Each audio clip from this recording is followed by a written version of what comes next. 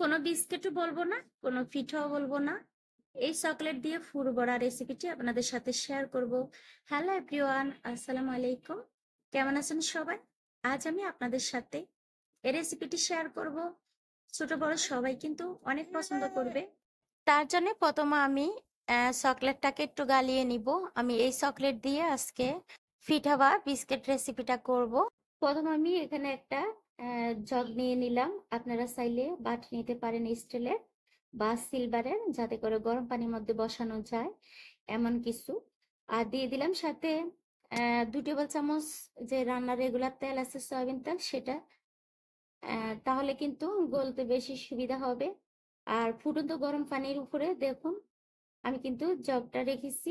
আস্তে আস্তে চকলেটটা কিন্তু গলতে শুরু করেছে। এই যে 2 মিনিটের মতো লাগছে আমার চকলেটটা গলতে।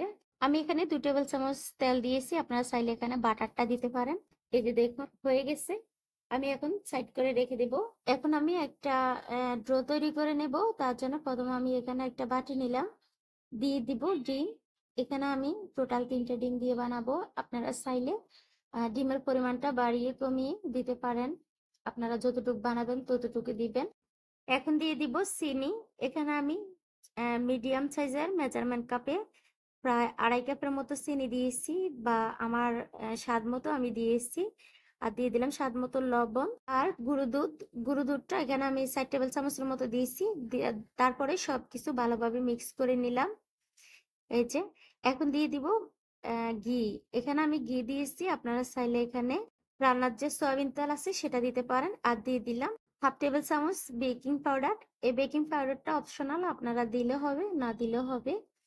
যদি দেন সেক্ষেত্রে কিন্তু একটু ক্রিস্পি বেশি হবে। তারপরে দিয়ে দিলাম আটা। আমি আজকে আটা দিয়ে বানাবো, আপনারা চাইলে এখানে ময়দা দিতে পারেন। আটা দিয়েও কিন্তু খারাপ হয় না।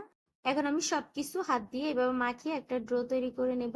আমার যতটুকু আটা লাগবে ততটুকু দিয়ে, আর রুটি বানানোর জন্য যেভাবে আমি ড্রোটা তৈরি করব ঠিক সেভাবে আমি ড্রোটা তৈরি করে নিলাম। দেখুন রেস্টে দেওয়ার কোনো প্রয়োজন নেই, আমি সরাসরি এখন আপনাদের সাথে পিঠা বানানোটা শেয়ার করব। ধৈর্য সহকারে ভিডিওটি যদি দেখে নেন তাহলে কিন্তু আপনাদের নিজেরই ভালো হবে। কারণ এভাবে কিন্তু পিঠা বানালে বাচ্চারা, ছোট বড় সবাই খেতে পছন্দ করবে, শুধু বাচ্চা নয়। আর বাচ্চাদের তো একেবারে ফেভারিট মনে হবে এই পিঠাটা, কারণ যেহেতু চকলেট দেওয়া আছে। এভাবে কিন্তু আপনারা পিঠা বানিয়ে 1 মাসের জন্য রেখে দিতে পারেন বয়ম বা কাঁচের জারের মধ্যে ভরে। কোনো ফ্রিজের নর্মাল চেম্বারে রাখা লাগবে না, এমনিতে পিঠাগুলো ভালো থাকবে। চাইলে আপনারা যে ফলি ব্যাগ আছে সেই ব্যাগের মধ্যে করেও রাখতে পারেন, কোনো সমস্যা হবে না। দেখুন কথা বলতে বলতে কিন্তু আমি পিঠাটা এভাবে কাটিং করে নিলাম। প্রথম আমি যে চকলেটটা গালিয়ে নিলাম সেটা কিন্তু দেখুন এখন এভাবে আমি দিয়ে দিব। আপনারা যদি চকলেটের পরিমাণটা একটু বেশি দিতে চান সেক্ষেত্রে আর একটু বেশি দিলেও হবে। এই যে আমি যেভাবে বানাবো ঠিক সেভাবে আপনারা এভাবে পেঁচিয়ে নিবেন। আর যদি মনে করেন যে তীরের মতো যে মাথাটা আছে সেটা যদি জোড়া খুলে যায় সেক্ষেত্রে আপনারা সামনে একটু পানি দিয়ে তারপরে এভাবে আটকে নিতে পারেন। আর আমার মনে হয় আমার এখানে কোনো জোড়া খুলবে না, তার জন্য আমি এখানে কোনো ফানি লাগাইনি। এই যে এভাবে, যেহেতু আমার ডোটা একটু নরম আছে তার জন্যে। ডোটা একেবারে শক্ত করে আপনারা তৈরি করবেন না। যদি ডোটা শক্ত হয়ে যায় সেক্ষেত্রে কিন্তু জোড়া লাগবে না, এভাবে শেপ হবে না। আরেকটা টিপস হলো, আপনারা যখন রুটি বেলবেন তখন কিন্তু আটা বা ময়দার পরিমাণটা কম দিবেন, তখন জোড়াটা ভালোভাবে লাগবে। আর দেখুন পিঠাগুলো আমার বানানো হয়ে গিয়েছে। এখন আমি তেলটা গরম করে নিয়েছি। এখন আমি একে একে সবগুলো পিঠা দিয়ে দিব এভাবে। বিশ্বাস করেন এই পিঠাটা এত মজা লাগে খেতে, উপরে ক্রিস্পি, ভিতরে কিন্তু চকলেটে ফুল ভরা। এত মজা লাগে, আপনারা না খেলে বিশ্বাস হবে না। একবার হলো বাসায় এইভাবে ট্রাই করবেন, দেখবেন বাচ্চারা তো একেবারে জমে খাবে। বাচ্চারা একবার খেলে বারে বার আবদার করবে যে এই পিঠাটা আপনারা বানিয়ে দিতে।